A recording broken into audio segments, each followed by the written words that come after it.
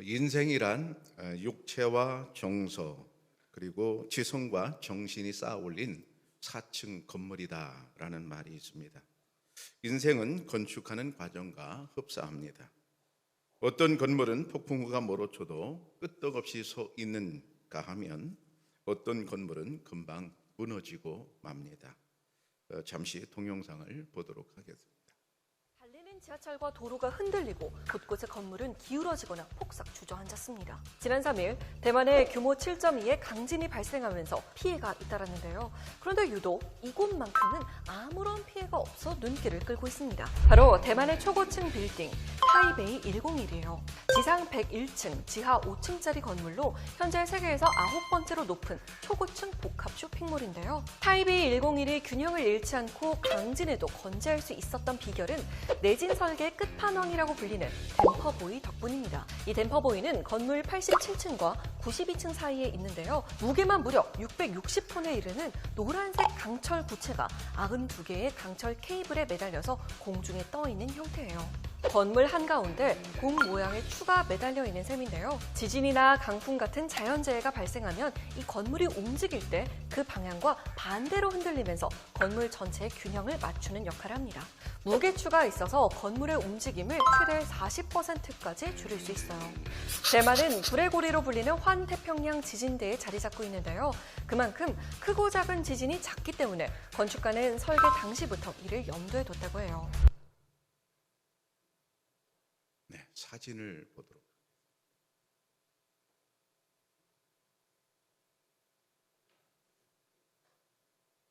아까 그 건물인데요. 엄청나게 높은 세계에서 9번째 높다고 그러니까 우리 교회보다 좀 높지요? 엄청 높은 건물입니다. 그 건물 사이에 저렇게 엄청나게 무거운 660톤이라고 합니다. 강철입니다. 저 강철로 중심을 잡았는데 건물 안에 들어있는 거죠. 이 건물만 저게 있는 게 아닙니다. 다른 건물도 있는데 다른 건물들은 다 감춰놔서 안 보이고 이 건물은 특이하게도 관광객이 볼 수 있도록 저렇게 열어놨습니다. 엄청나게 두꺼운 그런 와이어 줄로 연결되어 있고 공중에 떠 있습니다. 그러면서 건물이 움직일 때마다 저게 움직여서 균형을 잡아주지요. 여러분 저 이름을 좀 기억하셨으면 좋겠어요. 댐퍼보이, 댐퍼보이라고 합니다. 저 강철 둥그란 원이 말이죠. 우리네 인생도 건물과 비슷한 면이 있는데 같은 시련을 당해도 어떤 사람은 끄떡없이 견디는 사람이 있는가 하면 누구는 쉽게 무너지고 마는 사람도 있습니다. 겉으로 봤을 땐 똑같은 건물처럼 보입니다. 그러나 폭풍우가 닥치면 확연히 그 차이가 드러나고 맙니다. 내구성 지수라는 말이 있습니다.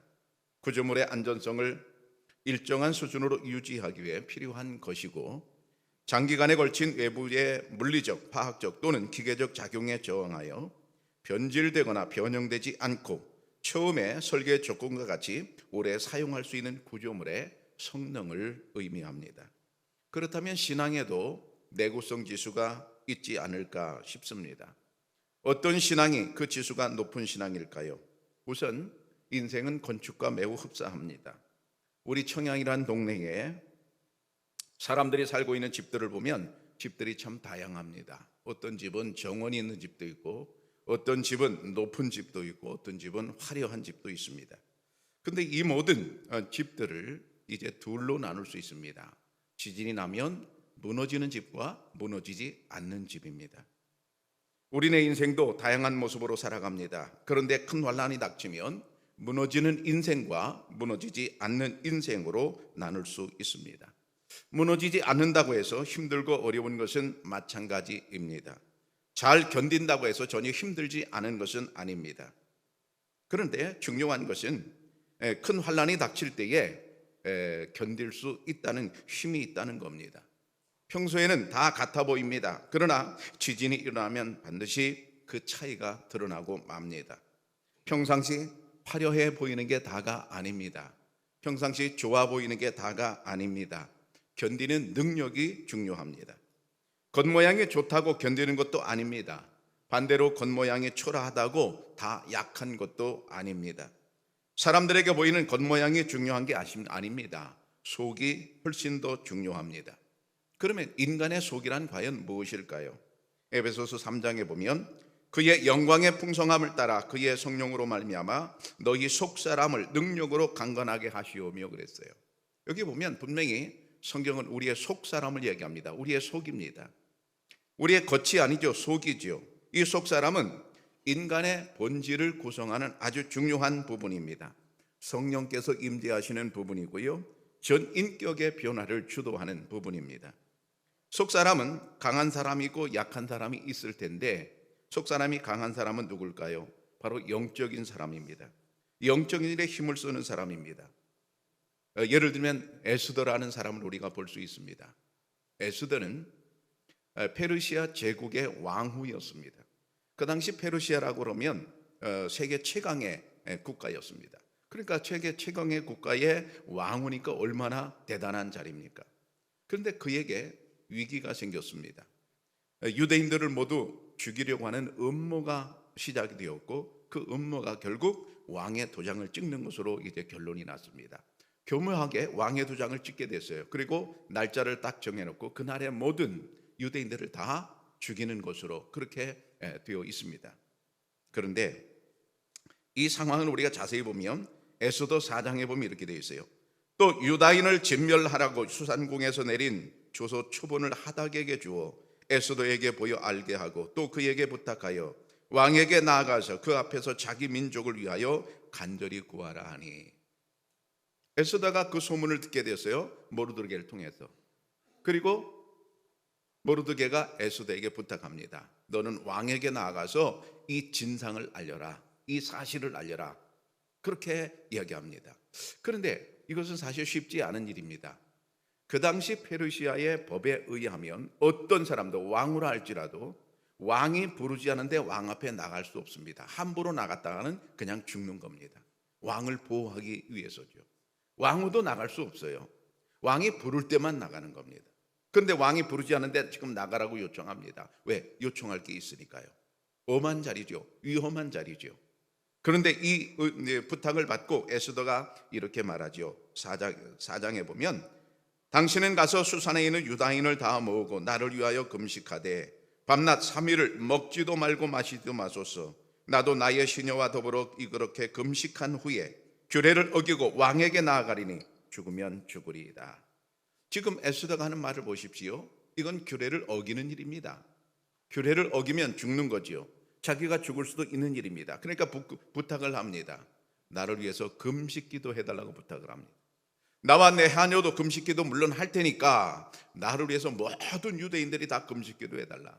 무슨 얘기예요? 너무나 중요한 시점이기 때문에 그렇습니다.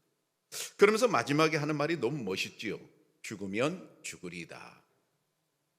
참 이 말이 에스더에게 얼마나 멋있는 말인지 모릅니다. 죽을 수도 있는 거지요. 근데 만약 내가 이 말을 하다가 죽으면 그냥 죽겠다, 어쩔 수 없는 거다, 그걸 받아들입니다. 그리고 담담하게 왕에게 나아가려고 합니다. 에스더는 겉으로 볼 때는 여인으로 매우 연약해 보입니다. 그러나 아닙니다. 그의 속사람은 매우 강한 사람이었습니다. 여러분, 겉사람은 무엇일까요? 우리의 외모입니다. 우리의 학력입니다. 명품으로 치장하여 화려하게 꾸밀 수도 있는 게 우리의 겉사람입니다. 그런데 겉사람이 우리가 환난을 만나게 되면 그것이 나를 견디어내게 해줄 힘이 있을까요? 없습니다. 우리의 겉사람으로서 나를 건져낼 재주가 없습니다. 내가 견뎌낼 수 있는 것은 오로지 우리의 속사람입니다. 여러분, 우리가 집을 지을 때 기초가 중요해야 되는 것처럼 우리 인생에서 우리가 환난을 만났을 때 어떻게 견뎌내야 하는 것은 우리의 속사람이 중요한 줄로 믿습니다. 오늘 성경은 어리석은 사람과 지혜로운 사람을 말합니다. 어리석은 사람은 누군가 하면 어리석은 건축을 하는 사람입니다. 성경에 어리석은 사람이라는 말은 안드리 모로라고 합니다. 안드리 모로. 기억하기 좋게 이렇게 생각하면 좋겠어요. 안드리는 사람이라는 뜻이거든요. 모로는 어리석은 이런 뜻이에요. 잘 뭘 모르는 사람이 어리석은 사람. 26절에 보면 그 집을 모래 위에 지은 그랬어요. 그 집을 모래 위에 지은 사람이 어리석은 안들이 모르라고 했습니다. 집을 짓기는 지었는데 모래 위에 지었다 그랬어요. 그럼 모래 위에 지었다는 것은 뭐예요? 기초가 잘못된 인생임을 말하고 있습니다. 집을 모래 위에 세웠습니다. 그럼 모래가 무엇인가요? 모래가 무엇인가 하면 창수가 나고 바람이 불어 닥치면 무너질 수밖에 없는 게 모래입니다. 정확히 말하면 모래는 반석이 아닙니다. 뒤집어 말하면 반석이 아닌 것은 다 모래입니다. 그런데 문제는 모래는 반석이 아닌데 반석이라고 믿고 사는 것이 어리석은 것이다.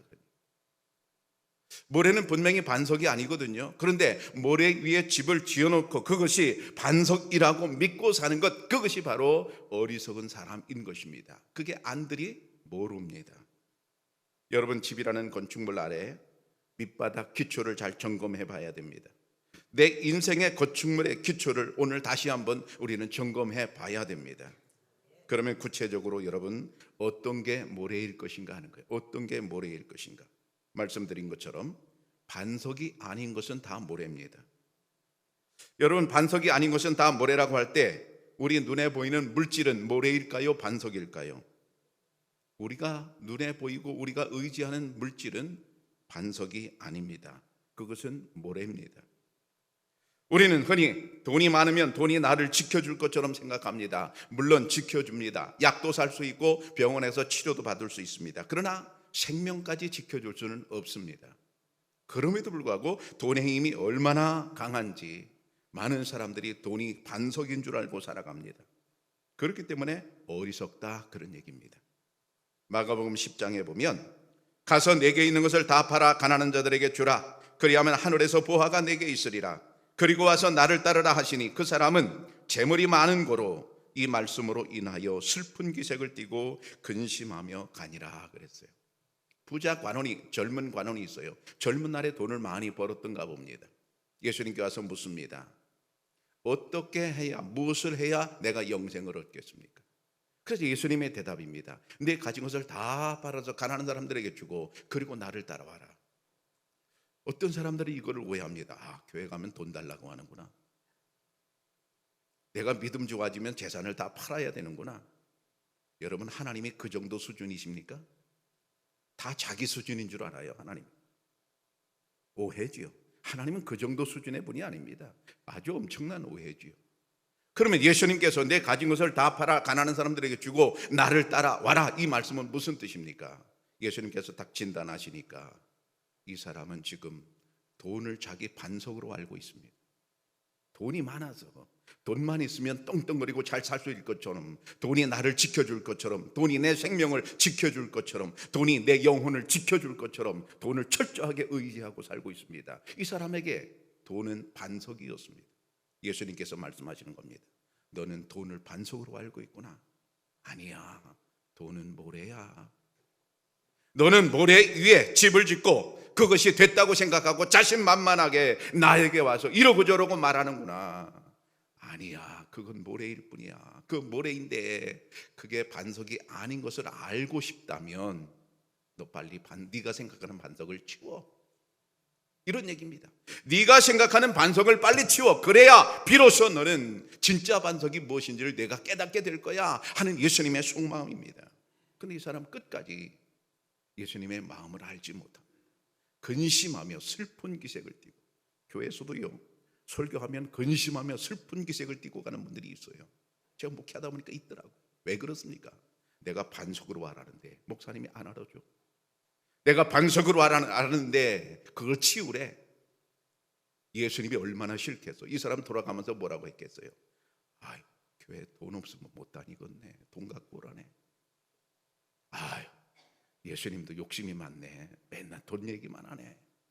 이 사람 돌아가면서 얼마나 많이 투덜거렸겠어요. 성경에 안 나와요. 그냥 내가 하는 얘기예요. 결국 이 사람은 끝까지 자기가 반석으로 여기는 돈을 포기하지 않습니다. 그래서 결국 예수님을 받아들이지 못하죠. 돈을 포기해야 그 다음에 예수님을 반석으로 알고 받아들일 텐데 결국 예수님을 받아들이지 못하죠. 여러분, 이처럼 우리가 그렇게 의지하는 물질도 반석은 아닌 것을 믿기를 축복합니다. 그 다음에 눈에 보이는 사람도 반석은 아닙니다. 여러분, 우리가 때때로 사람을 의지하고 살아가요. 이럴 때는 이 사람을 의지하고 저럴 때는 저 사람을 의지하고. 그런데 여러 사람이 반석이 될 수 있을까요?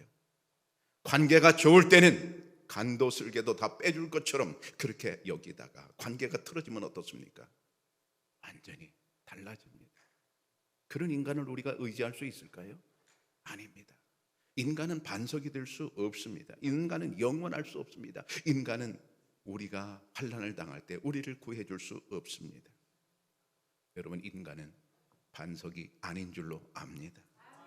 그 다음에 나도 반석이 아닙니다. 나도. 이게 중요해요. 나도 반석이 아닙니다. 내 생각, 내 습관, 내 사상, 많은 사람들은 그것을 의지하고 살아갑니다. 그런데요, 내 생각이 반석이 될 수 있을까요? 많은 사람들이 자기 생각 위에 신앙을 쌓아놓고 있습니다. 자기 생각에, 내 생각에 맞으면 말씀을 받아들이고 맞지 않으면 버립니다. 자기 생각 위에 쌓아놓고 있습니다. 그 사람의 신앙의 반석은 뭡니까? 자기입니다. 자기. 내 생각입니다. 내 생각이 반석이 될 수 있을까요? 아닙니다. 내 생각은 반석될 수 없습니다. 꺼주세요. 제발 꺼주세요.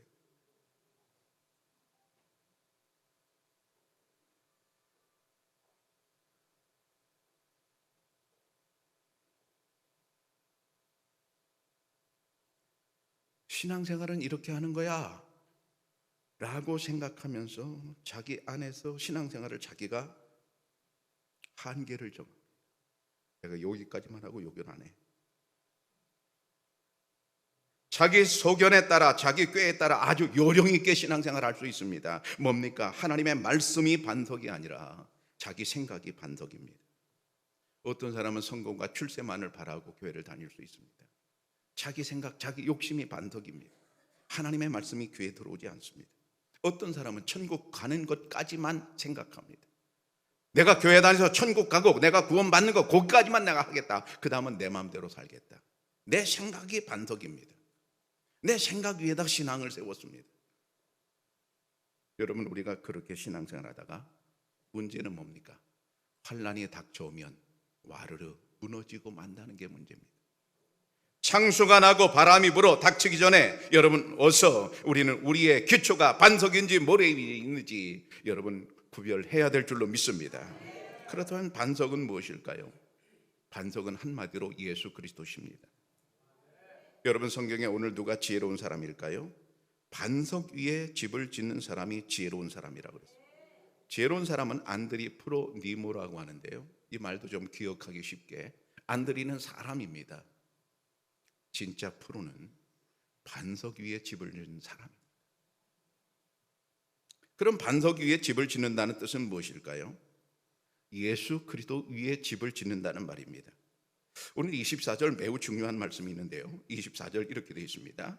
나의 이 말을 듣고 행하는 자가, 나의 이 말을 듣고 행하는 자가 반석 위에 집을 짓는 자다 그랬습니다. 여기서 중요한 단어가 뭐겠어요? 나입니다. 여러분, 나에다 동그라미를 쳐.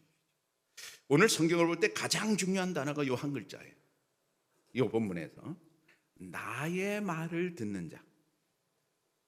여러분, 여기에 나라고 할 때 너는 아닙니다. 다시 말하면 우리는 아닙니다. 여기에 나는 누구를 의미합니까? 일차적으로 예수님입니다. 더 크게 말하면 하나님이십니다. 하나님의 말씀, 예수님의 말씀을 듣고 행하는 자가 지혜로운 사람인데, 왜 지혜로운가? 그가 반석 위에 집을 짓는 사람이기 때문에 그렇습니다. 그러면 건축으로 생각한다면 여러분, 하나님의 말씀을 듣고 집을 짓는다가 왜 지혜로운 사람일까요? 하나님께서 건축주이기 때문에 그렇습니다. 여러분, 건축주라는 게 뭐예요? 건물의 건축 또는 수리 따위의 공사를 맡긴 사람을 건축주라고 합니다. 제가 5억짜리 집을 짓고 싶어요. 그래서 건축하는 사람, 업자를 불러가지고 계약을 딱 맺습니다. 5억에 건축을 하기로. 저는 건축주입니다. 이 사람은 건축해 주는 사람입니다. 지혜로운 설계, 지혜로운 건축은 건축주의 의도대로 해야 하는 법입니다. 여러분, 우리 인생의 건물의 건축주는 나일까요? 하나님이실까요? 나일 수 없습니다. 우리 생명 누가 만들었습니까? 내가 만들었습니까? 부모가 만들었습니까? 아닙니다. 부모는 연결해 줄 뿐입니다. 하나님께서 창조하셨습니다. 그러면 내 인생의 건물의 건축주는 여러분 나일까요? 하나님일까요? 분명히 하나님이십니다. 에베소서 2장에 보면 우리는 그가 만드신 바라 그리스도 예수 안에서 선한 일을 위하여 지으심을 받은 자니 이 일은 하나님이 전에 예비하사 우리로 그 가운데서 행하게 하려 하심이니라 그랬어요. 앞에 보세요. 우리는 그가 만드신 바라. 여러분, 인간은 누구나 마찬가지로 하나님께서 만드신 존재인 줄로 믿습니다. 그런데 어떻게 지으셨나요? 인간을? 창세기 1장 27절에 보면 하나님이 자기 형상 곧 하나님의 형상대로 사람을 창조하시되 남자와 여자를 창조하시고, 하나님이 자기 형상대로 인간을 만드셨다. 하나님께서 자기 형상대로 인간을 만드셨다는 뜻은 하나님의 모양대로 우리를 만들었다는 뜻이 아닙니다. 하나님의 의도대로 만들었다는 뜻입니다. 하나님의 설계대로 만들었다는 뜻입니다. 하나님의 뜻대로 만들었다는 말입니다. 여러분, 우리는 하나님의 뜻대로 만들어진, 하나님의 의도대로 만들어진 존재이기 때문에 내 인생의 건축주는 결코 내가 될 수 없습니다. 하나님이신 줄로 믿습니다. 그렇다면 나의 이 말을 듣고 행하는 사람은 어떤 사람일까요?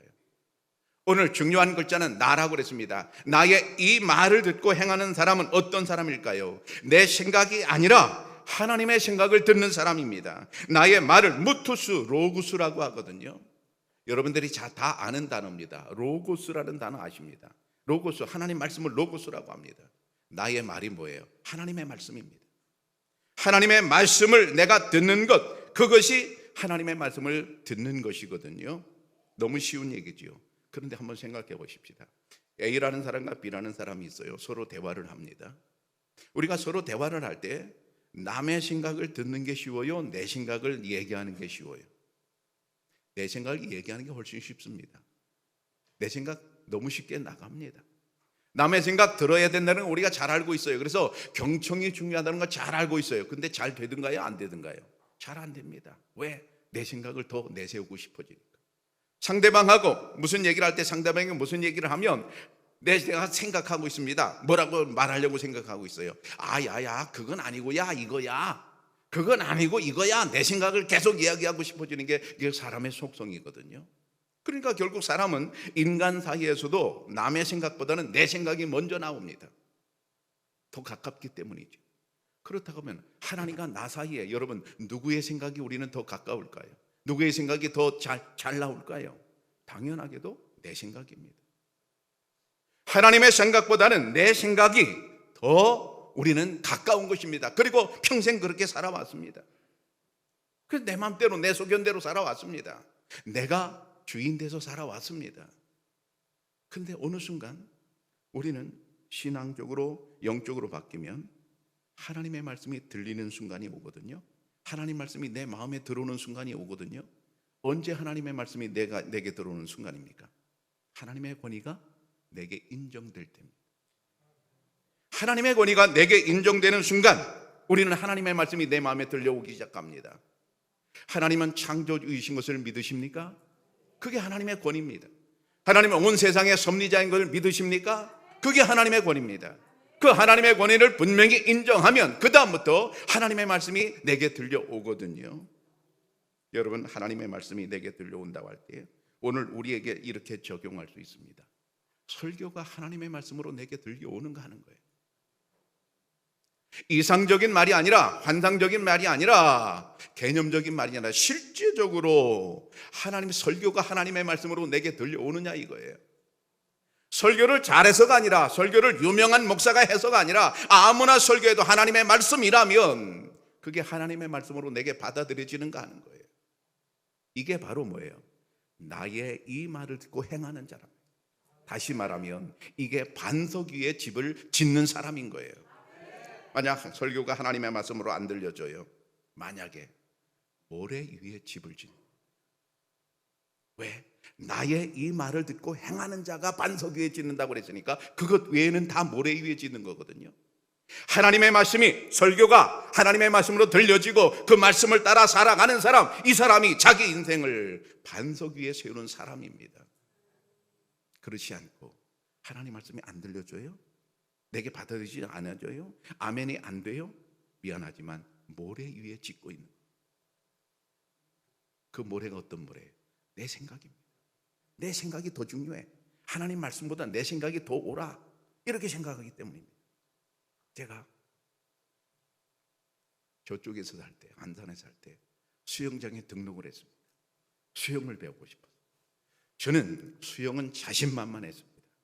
어릴 때부터, 코흘리게 때부터 강에서 살았어요. 한강에서. 충주가 제 고향이니까요. 충주 앞에 흐르는 강이 제 놀이터였습니다. 아침에 가면 저녁에 옵니다. 점심도 안 먹습니다. 물에서 노는 게 그렇게 재미있습니다. 얼굴이 새카맣고 몇 번씩 허물을 벗습니다. 뱀처럼. 여름이면 꼭 그랬습니다. 그리고 엄마한테 돼지게 혼나는 거예요. 혼나면서도 물에 가서 놀아요. 너무 재미있으니까요. 그러니까 내내 그렇게 노니까 그 넓은 강을 건너갔다 건너오고 이렇게 뭐 깊고 뭐 그렇잖아요. 근데 깊은 게 하나도 겁이 안 나는 거예요. 왜? 그렇게 놀았으니까. 그래서 이제 수영장 가서 자신만만하게 강사한테 나 수영 좀 배우고 싶습니다. 그래서 이제 가르치는데 수영 강사가 지금까지 당신이 한 수영은 개수영.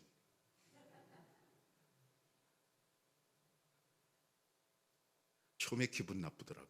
나 수영만큼은 자신 있는데, 수영만큼 내가 다 잘하는데 물에서 그냥 어릴 때부터 커서 그 자신만만한데, 수영 강사가 나한테 수영을 가르치기 전에 나한테 한 말이, 지금까지 당신이 한 수영은 뭐라고요? 개수영. 개소리를 하더라고. 처음엔 그렇게 들렸어요.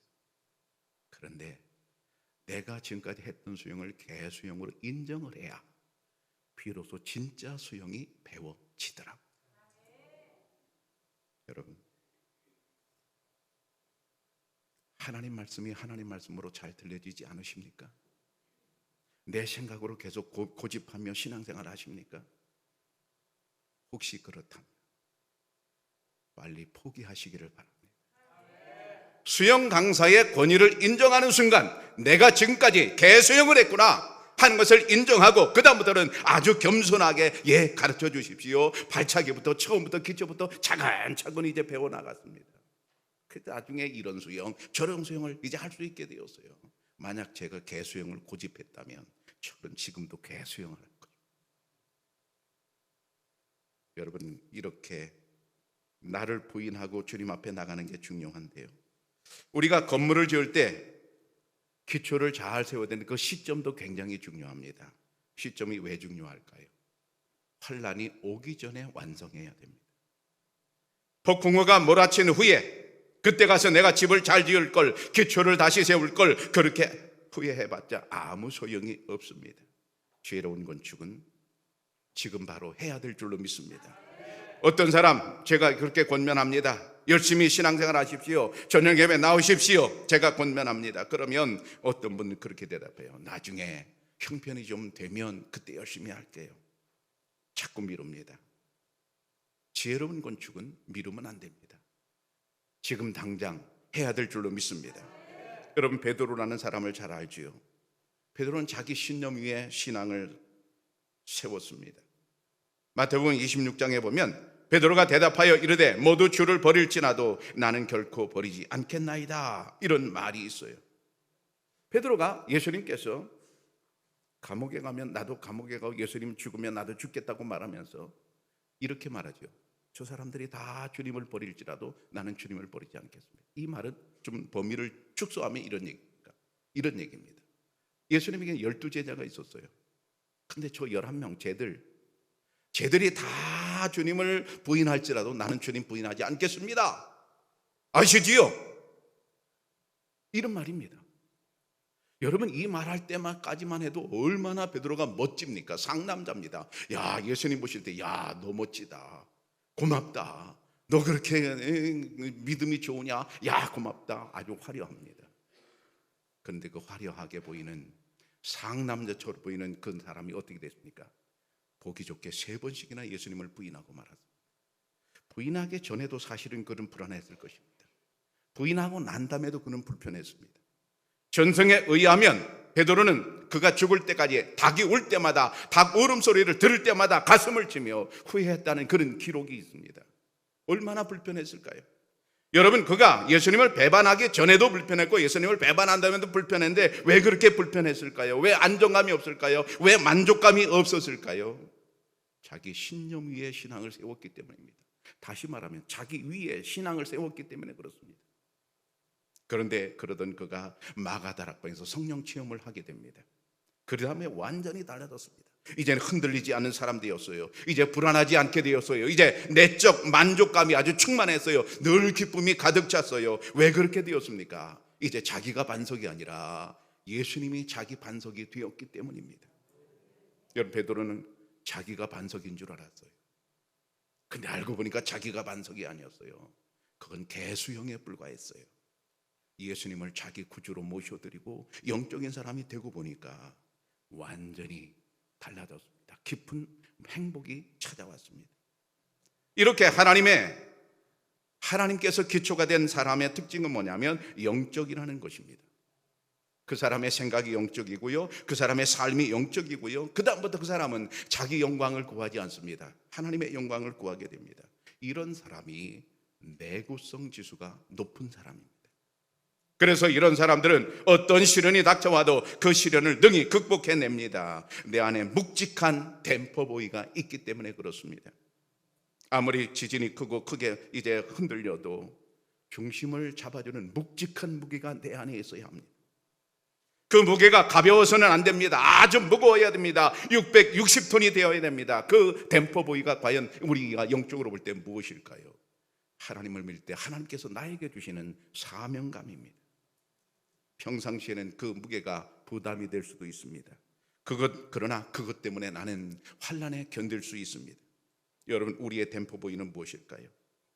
예수님을 우리 인생의 기초로 삼을 때 그 주님께서 나에게 평생에 주시는 사명감, 여러분, 그것으로 우리는 견뎌나가야 될 줄로 믿습니다. 세상이 아무리 변한다 해도 변하지 않는 신앙, 사명감으로 나를 잡아주는 신앙입니다. 내 삶이 아무리 부자가 되고 출세를 한다 해도 내가 풍성처럼 떠돌아다니지 않는 신앙, 어떻게 그렇게 묵직한 신앙을 할 수 있습니까? 사명감으로 나를 붙잡아주는 신앙입니다. 인간관계 속에서 속상한 일이 생겨도 변하지 않은 신앙, 어떻게 그런 신앙 가질 수 있을까요?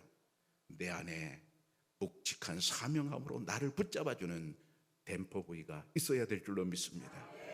사랑하는 청양교회 성도 여러분, 영적 내구성 지수가 높은 성도가 되시기를 바랍니다. 어떠한 환난과 고난이 닥친다 해도 능히 이겨낼 수 있기를 바랍니다. 지금은 은혜 받을 만한 때요, 지금이 준비할 때입니다. 하나님의 말씀을 잘 받아 인생의 집을 견고하게 지으시기를 축복합니다. 기도하겠습니다. 하나님 아버지,